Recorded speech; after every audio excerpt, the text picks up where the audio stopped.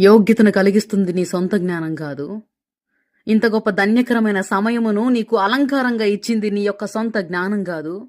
కేవలం దేవుని కృప నీకు ఇంత శ్రేష్టమైన యోగ్యతను కలిగిస్తుంది. సాధ్యపడని కార్యములు నీ ద్వారా జరిగించగల దేవుని నువ్వు నమ్మావు కాబట్టే ఊహించిన సఖ్యమైన కార్యములు ఆత్మదేవుడు నీ జీవితంలో అనుమతిస్తున్నాడు.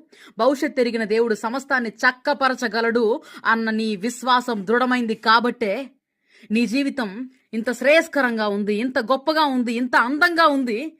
మునపటి నీ బ్రతుకు ఈ రోజుతో పోలిస్తే ఎంత చక్కగా అభివృద్ధి పొందావు, పరివర్తనంగా మార్చబడ్డావు.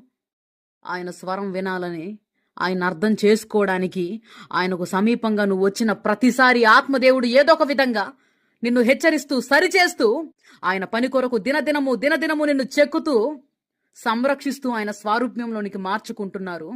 లోబడు, విశ్వాసాన్ని సడలనివ్వద్దు. ప్రతికూల పరిస్థితుల్లో కూడా ధైర్యంగా ప్రభు కొరకు రోషంగా నిలబడినప్పుడే నీ విలువ ఎంత గొప్పదో దేవదూతలు సైతం తెలుసుకుంటారు. ఇక దేవదూతలు ఆశ్చర్యపోయే భక్తిని కొనసాగించు. నిన్ను బట్టి ఆత్మదేవుడు అనుదినం అనుక్షణం మురిసిపోయి సంతోషించే దినములు వచ్చుగాక. ఆమెన్.